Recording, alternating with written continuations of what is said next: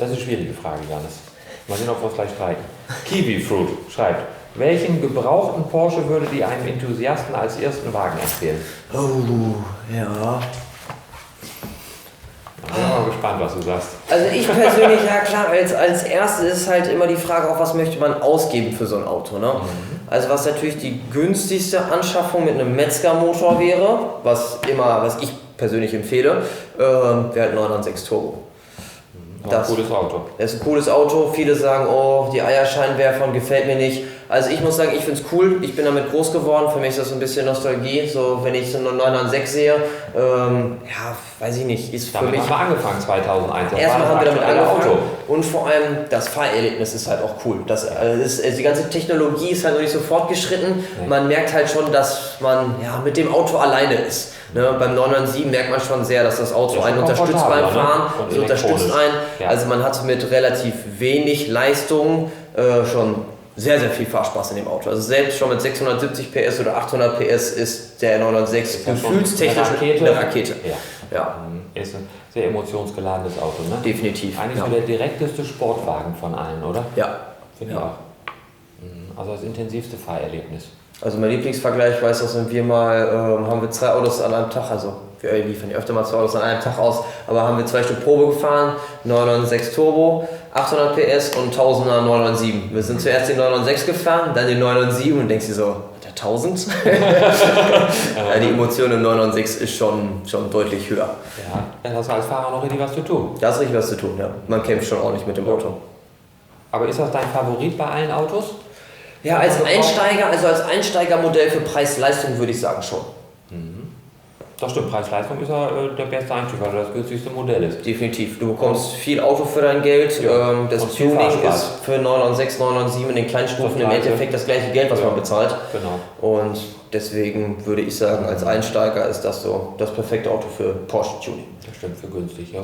Ja. Ist wohl so. 997 ist dann irgendwie so knapp da drüber. Ja. Ne, sind auch astreine Autos. Klar. Überhaupt gar keine Probleme und gar nichts. Ich glaube, ich würde zurzeit den meisten Leuten zum 991 Turbo raten. Der ist natürlich wieder andere Preisklasse, der ist ein ganzes Stück teurer. Ja. Ja, aber er passt auch irgendwie gut in unsere Zeit mit dem automatisierten Doppelkupplungsgetriebe. Es ist ein Auto, komfortabler. Also es ist ein schönes Auto, was du im Alltag bewegen kannst. Also wenn man sagt, man möchte ein reines Spaßauto haben, dann ist auch vielleicht nicht der richtige. Nee. Also wenn du sagst, ey, ich will mich da reinsetzen, will das Ding auch mal jeden Tag fahren oder halt auch mal wer anders, der nicht so Sportwagen begeistert ist, vielleicht auch mal die Frau, die sagt, ich muss damit mal Verräter fahren. Ja. Hey, aber ab und zu haben wir auch Kunden, wo die Frauen ja auch fahren. Mama fährt ja auch gerne. Ihr Golf. Komm.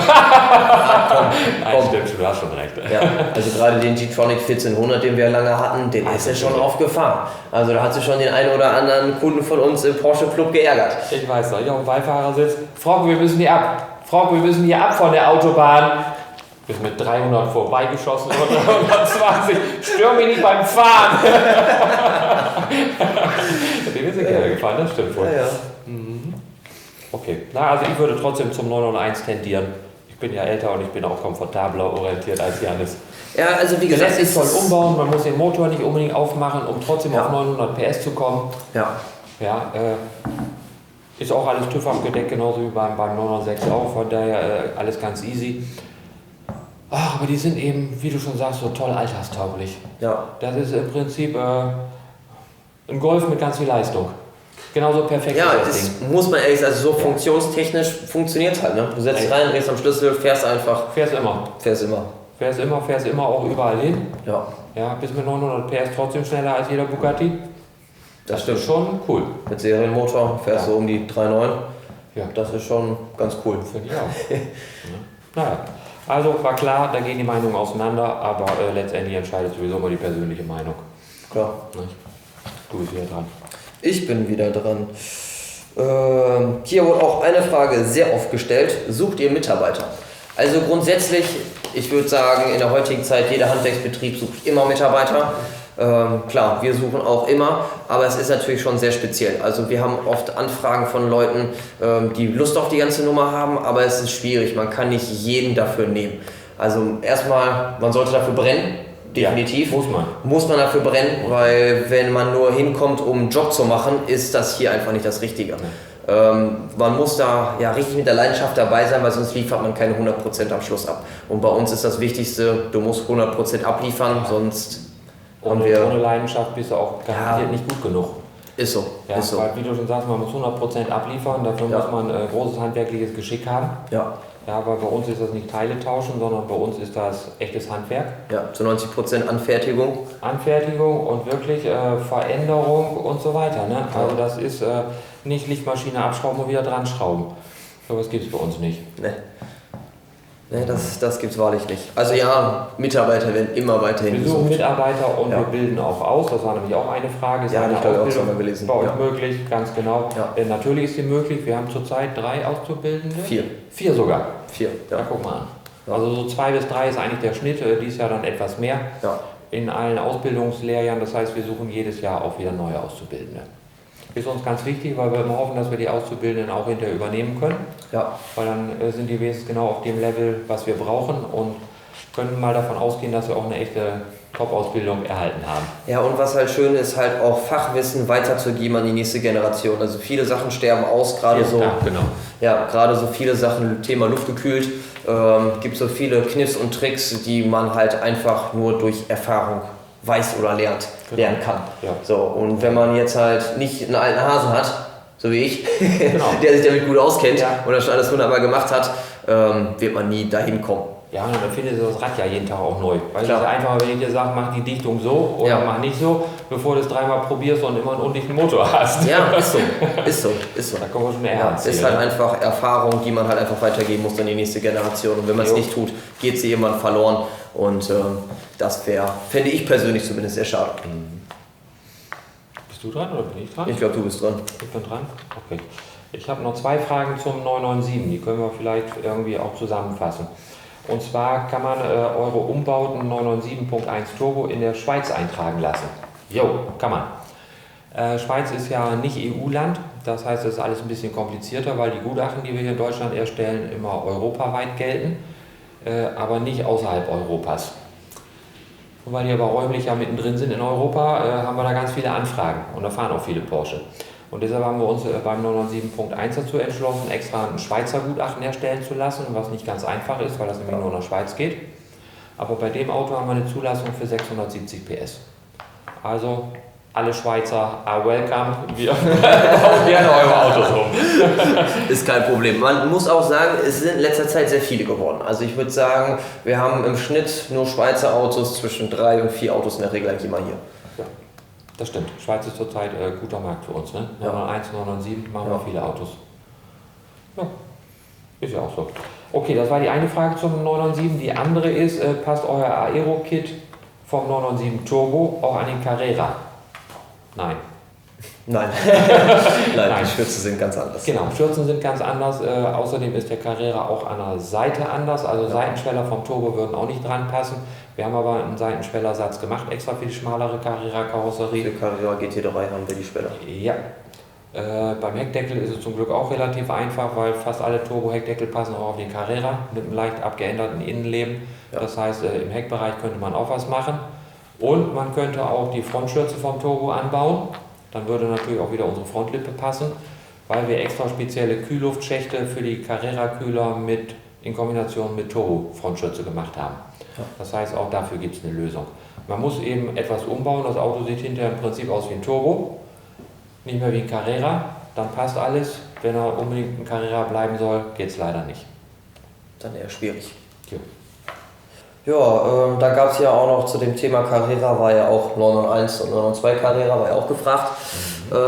Zu den Autos haben wir auch Tuning, sind zum Glück endlich mal dankbare Autos, weil jetzt nämlich nicht mehr der Motor drin ist wie im 996 und 997 Carrera. Genau. Toi toi toi.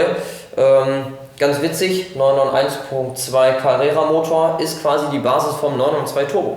Genau, ja, also es ist da war er zuerst drin. Genau, da war er als erstes drin. Wo man eigentlich erwartet hätte, das wäre der gleiche Motor wie im 991.2 Turbo. Genau. Ist er überhaupt gar nicht. Nee. Also der ist schon eine Generation weiter. Aber hat Porsche wieder schlau gemacht, haben sie ja auch so gemacht wie mit dem 997.2. 997.2 Turbo ist ja quasi auch der kleine 991.1 Turbo. Das war ja das Entwicklungsfahrzeug.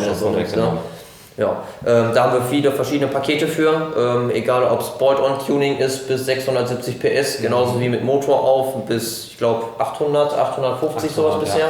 Ja. Klar, wenn man jetzt unbedingt Geld ausgeben will, man kann auch 1000 PS mit so einem Auto machen, ist aber eigentlich nicht die richtige Basis dafür. Dann nimmt man lieber gleich den Turbo, weil das Getriebe auch stärker und so weiter und so weiter. Genau. Außer man sagt natürlich, man möchte unbedingt einen Handschalter haben. Das ist oder natürlich man cool. Einen Targa haben. Oder einen Targa, genau. Also klar, man kann die Carrera genauso tunen, es kommt halt immer darauf an, was favorisiert man halt später als Fahrzeug und was hat man damit vor. Ist aber ein Top-Auto für uns. Es ist 3 Liter Turbomotor. Ist dankbares Tuning, die Autos fahren echt toll und vor allem selbst mit dem Stage 1, Stage 2 holt man so viel Emotion und Fahrspaß aus den Autos raus. Also wir hatten gerade ja wieder einen aus Dänemark hier, der hat nur eine Stage 1 bekommen, der hat sein Auto abgeholt, der ist 10 Minuten gefahren, der kam wieder, der war so aus dem Haus, er hat gesagt, er kommt direkt nochmal für die Stage 2 sofort vorbei. Also die Carrera-Umbauten sind echt cool. Ja, die machen wir gerne. Ja, so, du bist wieder. Ich bin wieder dran. Hier haben wir eine Frage, eine englische Frage, ich übersetze ich aber mal gleich, die kommt von Darian0723. Liefert ihr eure Umbauten auch mit Garantie? Natürlich. Wir sind ja in Deutschland. Nein, wir stehen ja auch zu unseren Produkten, natürlich liefern wir alles mit Garantie. Wenn wir jetzt einen kompletten Motorumbau machen, dann hat der komplette Motor mit allem drum und dran die ganz normale Garantiegewährleistung, wie das hier in Deutschland gesetzlich ist. Einschränkend muss ich sagen, bis inklusive 1000 PS. Was da drüber ist, ist schon in Richtung Rennsport. Da müssen wir das Ganze leider auf ein Jahr verkürzen. Alle Bolt-on-Kits, die wir liefern, haben natürlich auch ganz normal 2 Jahre auf alle Produkte, die wir da dran bauen. Da können wir allerdings dann natürlich, leuchtet auch jedem ein, wenn wir auf so einen 996, der schon 20 Jahre alt, mindestens 20 Jahre alt ist, da ein Umbaukit draufsetzen, dann können wir natürlich nicht die Motorgarantie übernehmen. Die bezieht sich dann nur auf die Teile, die wir da umbauen und auf die Leistungsabgabe. Ja. Aber alles, was wir liefern, liefern wir mit Garantiegewährleistung. Aber jetzt zum Beispiel jetzt 992 Turbo, wo alles brandneu ist, geben wir Garantie auf den Motor, weil wir wissen, geht nicht kaputt, funktioniert. Und der Kunde hat noch Neuwagengarantie für 2 oder 3 Jahre und für die springen wir dann einfach ein. Genau, also bezogen auf Motor. Genau, Motor, Getriebe, das was unser Tuning beansprucht. Also wenn jetzt natürlich ein Scheinwerfer kaputt geht, dann werden wir jetzt nicht diejenigen sein, die sagen, wir haben jetzt Garantie und deswegen bezahlen wir nur einen Scheinwerfer. Du hast ja ein Chip-Tuning und deshalb zahlen wir dir jetzt eine neue Navigation. Genau. Also so weit geht es dann auch nicht. Nee. Ist aber auch einleuchtend, oder? Eigentlich schon. Also das ist eigentlich sehr ja jeder. Ja. So, hier war noch eine Frage, die fand ich persönlich eigentlich ganz witzig. Jeder hat eine VMAX im Leben. Welche ist die von Jannis und Jan? Ich würde sagen, da fängst du an, weil da bist du nämlich ganz klar der Gewinner an dem Game. Du hast mich fast überall eingeholt, ne? Ja, also, aber ja VMAX noch nicht. Nee, VMAX noch nicht. Warte mal knapp dran, aber... Das liegt Leute daran, weil wir VMAX jetzt seit ein paar Jahren nicht mehr machen, ne? Nee. Seitdem du fährst, kümmern wir uns eigentlich viel mehr um Beschleunigung als um VMAX. Früher war es viel VMAX, ein bisschen Beschleunigung. Ja, aber die VMAX-Events sind auch nicht mehr da wie früher. Also früher wurden wir viel eingeladen von den Reifenherstellern und von den Zeitschriften. Ja, aber nächstes Jahr soll ja zum Glück wieder einer kommen. Mal gucken, was wir dann machen. Angekündigt. Mal sehen, ob es dabei bleibt. Ne? Ja, meine VMAX. Meine VMAX ist 414. Das heißt, das ist nicht das schnellste, was bisher mit 9FF-Autos gefahren wurde. Nee, das war ein Kunde von uns auf der Autobahn. Genau, der war noch unglaublich viel schneller. Ja. Aber weiß nicht, wollte das sagen, darf doch, kann man eigentlich von erzählen, weil ja, schon. Ist so lange her und alles ist Latte, ne? Ja, Belgien auf der Autobahn, nur so nebenbei. Überführungsfahrt nach Hause. Nach Hause, ja. GPS 437 im GT9. Ja. Abgeholt und gleich mal getestet. Gleich mal getestet, weiß ich noch. Am nächsten Tag die E-Mail bei dir auf dem Computer mit dem File von der Driftbox. Ja, also ist mit bestätiger GPS-Messung. Müssen wir eigentlich mal raussuchen, finden wir bestimmt noch irgendwo. Ja, also meine persönliche VMAX ist so knapp 398 km/h mit dem Salvatore-Auto. Da war ich in Zweibrücken auf dem STC 500 und das war das erste Mal, wo ich so richtig das Auto testen konnte, weil der Flugplatz ewig lang war. Und normalerweise, wenn man jetzt halbe Meile fährt, hat man, sage ich jetzt mal, 804 Meter, wie die halbe Meile halt ist, und immer so zwischen 500 und 800 Meter mindestens zum Bremsen. So, an dem Tag hatte ich aber zum Glück, ich würde sagen, so ungefähr 1,5 bis 2 Kilometer Auslaufzone. So, das habe ich mir natürlich nicht entgehen lassen und habe dann mal nach 800 Metern mal bis 1000 Meter stehen lassen. Ja, das Ding ist aber bei dem Salvatore-Auto, bei 3,44 bleibt der Tacho einfach stehen. Es fängt alles an zu leuchten. Das Problem ist... ABS-Ausfall. Genau, ABS-Ausfall und die Raddrehzahlsensoren kommen nicht mehr hinterher, deswegen steht immer 344 Punkt fest auf Tacho. So, wenn man dann aber das Gefühl hat, man steht jetzt schon bei 10 Sekunden voll im Gas bei 344, geht man irgendwann automatisch vom Gas, weil man sich natürlich nicht weiß, wie schnell bewege ich mich jetzt gerade. Ja, sehr schade, dass dann doch nicht die 400 waren, aber halb so wild. Die kommen schon noch. Die kommen schon noch. Nächstes Jahr beim Event geht's wieder weiter. Kommen wir mit 2 Autos, die können beide locker 400 fahren, dann werden wir schon ein Stück drüber kommen. Denke ich auch. Fährst du einen, ich fahre den anderen? Ja. So. Aber es ist Battle hier. Ja, was sagst du? Hast du noch irgendwas Besonderes drauf? Ich habe jetzt nichts gesehen, was mehrfach gefragt wurde oder was von ganz besonderem Interesse war. Von daher würde ich sagen, für heute machen wir Schluss, also, oder? Eine Sache habe ich noch. Hatte ich 2-3 Mal gelesen, fand ich witzig, weil das war das erste Auto, was ich damals mit meiner Freundin hier angenommen habe, seitdem ich mit der zusammen bin, wovon sie immer wieder gerne erzählt. Und zwar ein Carrera GT. Wir haben mal, also ist so das teuerste Basisfahrzeug, was wir umgebaut haben. Ich kenne das Auto, da war ich so groß gefühlt noch damals in Rot, wie original ausgeliefert worden ist. Das nächste Mal, als ich ihn gesehen habe, in echt, war er weiß. Also der Carrera GT war so mit Abstand das teuerste Auto, was wir umgebaut haben. Mit Biturbo, 900 PS, das Ding war schon echt cool. Das war ein aufwendiger Umbau. Ja, da haben wir alles gemacht. Ich weiß, das Auto kommt zu uns. Klar, logisch, alles im Serienzustand. Ja. Wir hatten leichtsinnig, wie wir waren, dem Kunden angeboten 900 PS Biturbo. Und dann kommt das Auto und dann steht da so ein Ding für eine Mio vor einem und dann muss man das komplette Kohlefaserauto zerlegen. Weil der Motor musste raus für neue Pleuel und für neue Kolben und Nockenwellen und Einspritzdüsen und alles. Ja, den kriegt man aber nur raus, wenn man das Fahrzeug im Prinzip hinter den Sitzen einmal in 2 Teile zerlegt. Muss man dazu auch was sagen, haben wir schon oft gemacht. Wir haben viele Kunden, das heißt viele, aber inzwischen. Wir haben relativ viele Kunden, die einen Carrera GT haben und wo die Kupplung gerne mal getauscht werden muss, weil Porsche kostet nämlich ein Schweinegeld. Und da gibt es ja nur die Mehrscheiben Carbon-Kupplung. Genau, die ja sehr anfällig ist. So ist es. Und wir haben eine mit organischen Belegen, die sich dann fährt wie ein normales Auto. Das am Rande, ne? Und die auch viel länger hält, muss man auch noch dazu sagen. Ja, weil die eben anders damit umgehen und anders schleifen. Ne? Brauchst du ja nicht lange schleifen lassen. Viel besser. Nicht?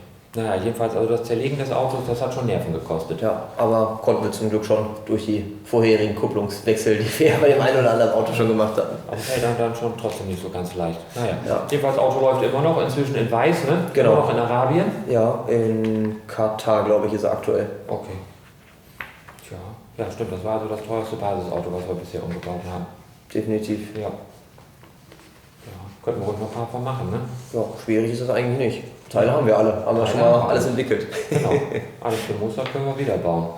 Tja, aber sind eben leider nicht so viele, die so ein Auto für den Umbau hergeben. Ja, das ist ja auch schon ganz schön teuer. Ja. So, dann hoffe ich, euch hat das hier viel Spaß gemacht, dass wir die interessantesten Fragen hoffentlich beantworten konnten. Und schreibt doch mal in die Kommentare, ob das cool war, dass wir beide das zusammen gemacht haben. Vielleicht kommt sowas jetzt ja nochmal öfter vor. Ne? Ich weiß nicht. Mir hat Spaß gemacht. Dir hat Spaß gemacht? Mir natürlich gar nicht. Habe mir gedacht, wie immer. Aber beim nächsten Mal. Vielleicht. Nein, war cool. Ich hoffe, euch hat es auch Spaß gemacht und dann sage ich mal bis zum nächsten Mal. Ciao, ciao. Ciao.